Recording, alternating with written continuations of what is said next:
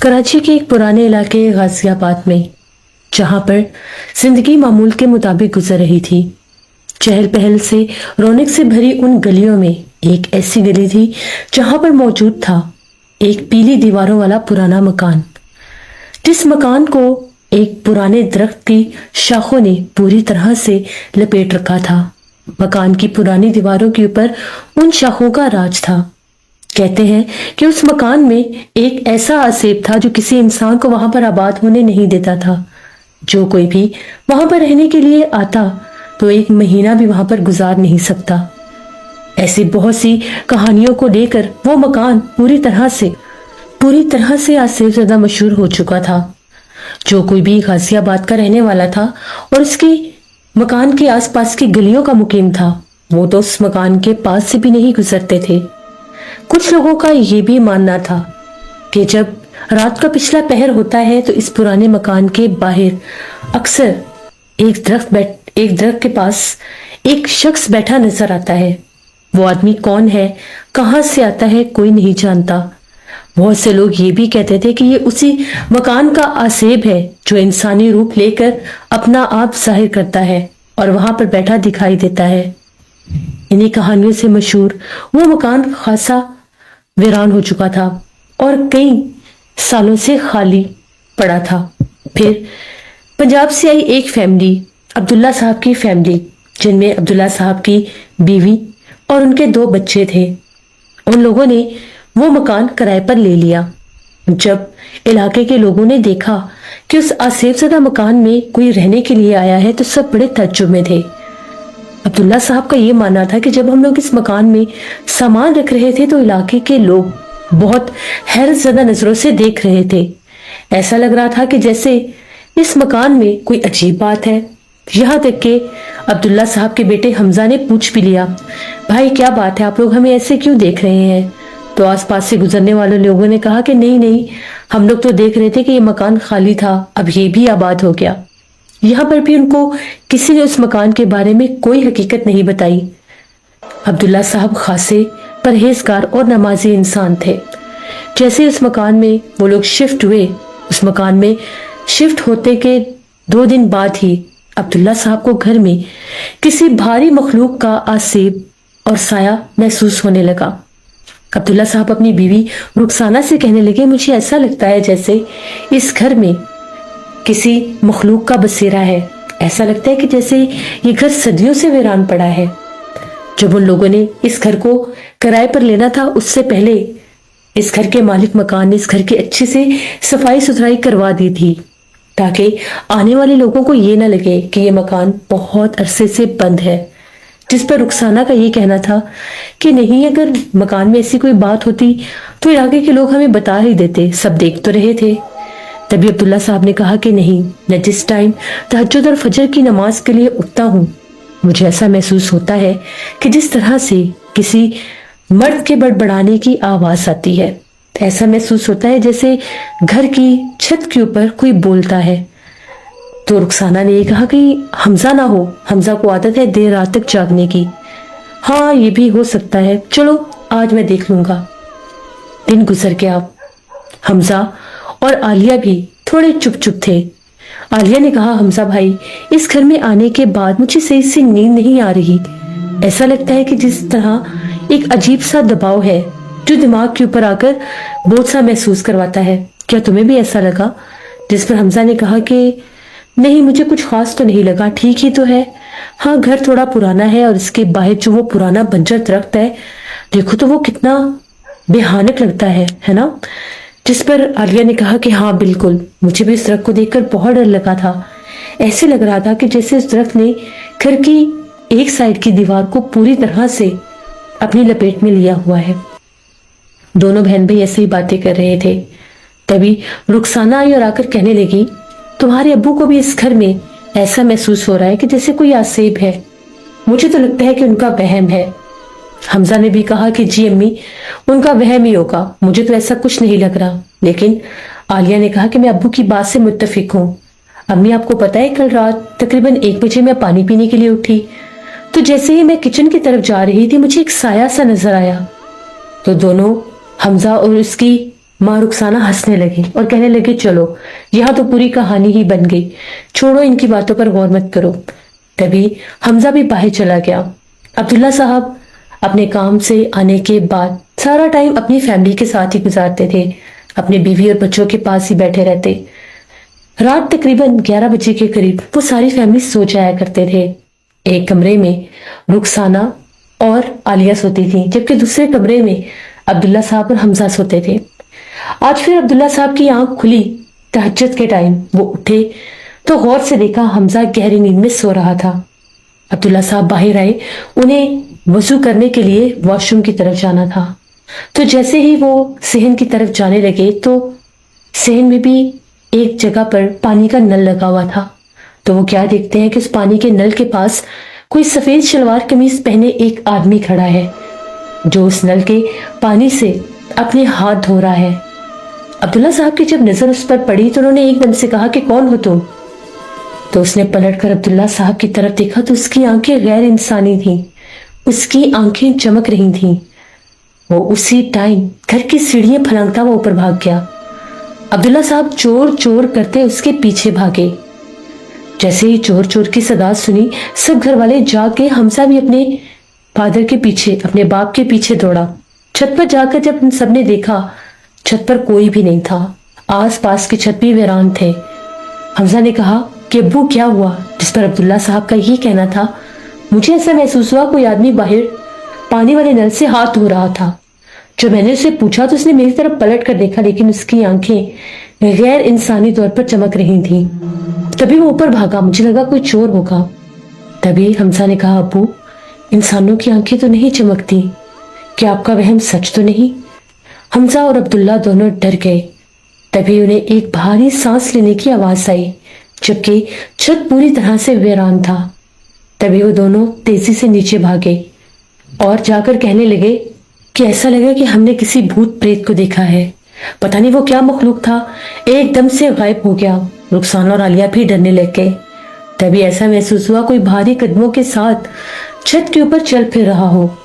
سب بہت زیادہ ڈر گئے. اگلے دن عبداللہ صاحب نے کہا کہ اب میں اپنے بزرگ کے پاس جاؤں گا. ان کے ایک ماننے والے تھے جن کے پاس وہ اکثر جایا کرتے تھے, وہ ایک شاہ صاحب تھے. ان کے پاس جب عبداللہ صاحب گئے انہوں نے ساری بات کی تو شاہ صاحب کا یہ کہنا تھا کہ اس گھر میں کسی جن کا بسیرا ہے, ہو سکتا ہے وہ جن اس باہر والے بنجر درخت کے اوپر بھی رہتا ہو. تم اس گھر میں جا کر رات کے وقت تہجد کر کے پڑھائی پڑھنا. اگر تو اس کے چلانے کی آوازیں آئیں تو اس کا مطلب ہے اس کا بسیرا گھر کے اندر ہے, اور اگر اس کی آوازیں گھر کے باہر آئیں تو پھر اس گھر میں اس کا گزر بسر ہے. اگر وہ گھر سے باہر ہوا تو اس کو نکالنا آسان ہوگا, اور اگر اس کا بسیرا گھر کے اندر ہوا تو تم لوگوں کو نکلنا پڑے گا, کیونکہ ایسے سرکش جن انسانوں کو زندہ نہیں چھوڑتے, نقصان پہنچا دیتے ہیں اگر ان کی جگہ پر کوئی انسان آ کر رہنا شروع کرے. عبداللہ صاحب نے اپنے ان بزرگ شاہ صاحب سے پڑھائی لی اور گھر آ گئے اور یہ کہا کہ آج میں پڑھائی کروں گا اور اس کے بعد پتہ چل جائے گا. تبھی عبداللہ صاحب نے جب تہجد کے وقت وہ پڑھائی پڑھنا شروع کی تو ان کے گھر کے باہر سے کسی مرد کے چلانے کی آوازیں آنے لگیں. پہلی آوازیں گھر کے باہر سے آ رہی تھیں مانو جس طرح سے گھر کے پرانے دروازے کے پاس بیٹھا کوئی آدمی واویلا مچا رہا ہو, رو رہا ہو اور دروازہ کھٹکھٹا رہا ہو. عبداللہ صاحب نے اپنے بیوی اور بچوں کو سختی سے منع کیا تھا کہ کوئی بھی باہر نہیں آئے گا, آپ سب گھر کے اندر ہی رہیں گے. اس کے بعد عبداللہ صاحب نے تیسری بار پڑھائی شروع کی تو ایسا لگا کہ جیسے گھر کے اندر کوئی بھیانک آوازوں سے بول رہا ہے, اور اس کے بعد گھر کے اندر تالیاں بجنے کی آواز آنے لگی. ایسے لگ رہا تھا کہ جیسے 2 سے 3 لوگ تالیاں بجا رہے ہوں. سب بہت زیادہ ڈر گئے. گھر کا پورا ماحول بہت زیادہ بھیانک اور گمبھیر ہو چکا تھا. عبداللہ صاحب نے پڑھائی بند کی تو 1 منٹ کے لیے ہر طرف سناٹا چھا گیا. تالیوں کی آواز اور اس آدمی کی آواز آنا بند ہو گئی, لیکن ایسے لگ رہا تھا کہ گھر کے باہر ابھی بھی کوئی مدھم سی آوازوں میں رو رہا ہو, اور وہ آوازیں کسی انسان کی تھیں. عبداللہ صاحب نے اگلے دن جا کر سارا قصہ اپنے بزرگ شاہ صاحب کو بتایا تو ان کا یہ کہنا تھا کہ جتنی جلدی ہوتا ہے اس مکان کو خالی کر دو. اس مکان میں ایک سرکش جن ہے، ہو سکتا ہے تمہارے بچوں پر بھی بسیرا کر لے یا پھر گھر کے کسی ایک فرد کو نقصان بھی پہنچا دے. وہ گھر آسیب زدہ ہے، اس گھر میں ایک بھیانک سرکش بھوت کا بسیرا ہے اور وہ کسی کو وہاں پر رہنے نہیں دے گا.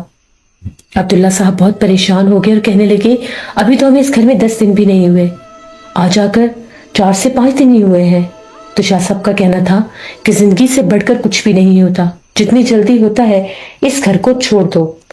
عبداللہ صاحب نے آ کر اپنے گھر والوں کو ساری بات بتائی.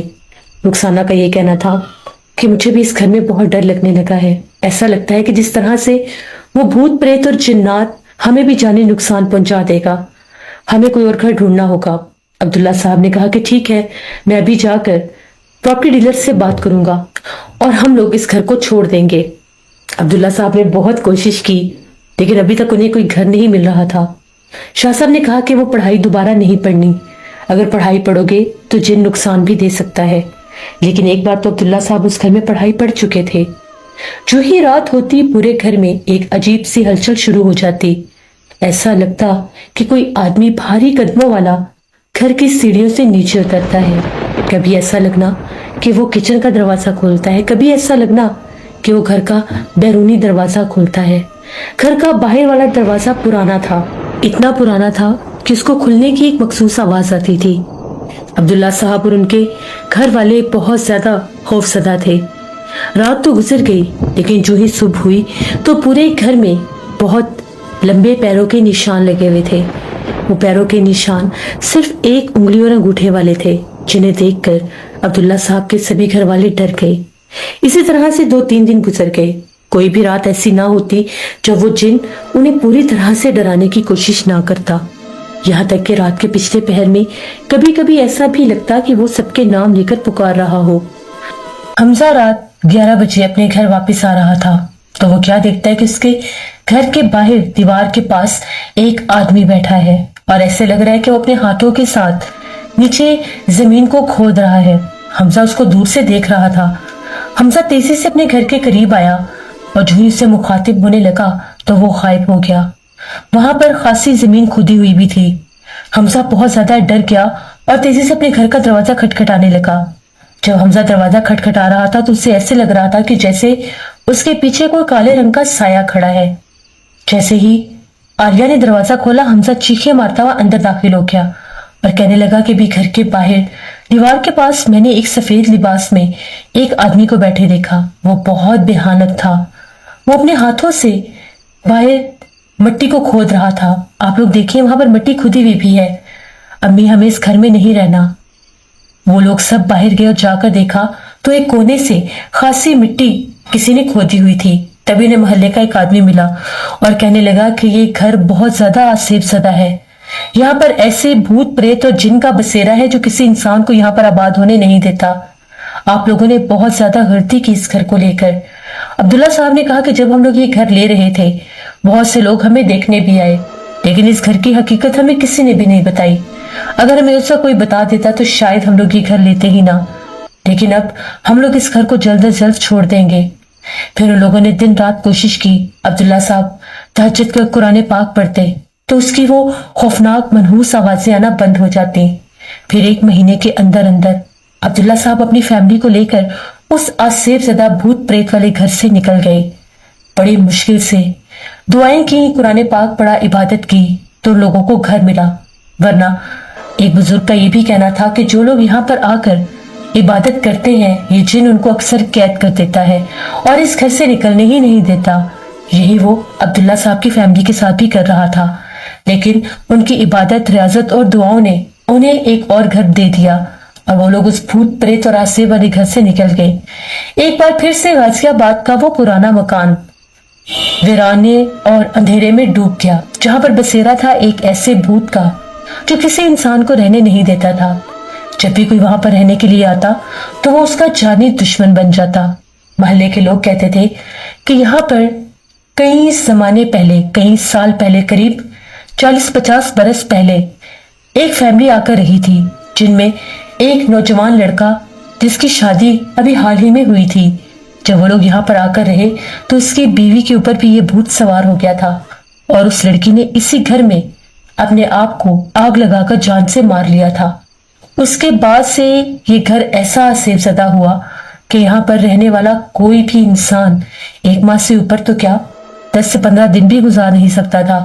बहुत से लोग तो सामान छोड़कर भी भाग जाते थे और जब फिर कोई नया घर मिलता था तो बहुत से लोगों को साथ लाकर, किसी साहिब इल्म को साथ लाकर उनकी मौजूदगी में सामान उठाते थे।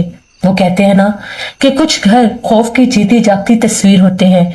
कुछ घरों में ऐसे जिन्नात पाए जाते हैं जो इंसानों को एक लम्हे के लिए भी बर्दाश्त नहीं करते। आप लोग जब भी कोई घर लें तो पूरी तरह से इसकी तहकीकात किया करें, तभी ऐसे किसी घर में रहने का फैसला किया करें जिस घर की पुरानी दीवारें और वीराना नजर आ रहा हो। उस घर को लेने से पहले जरूर किसी साहिब इल्म को ले जाकर दिखाना चाहिए। ये थी गाजियाबाद के उस पुराने आसेवज़दा भूत वाले घर की कहानी। अगर मेरे चैनल की कहानियां आप लोगों को पसंद आती हैं तो मेरे चैनल को जरूर सब्सक्राइब करें।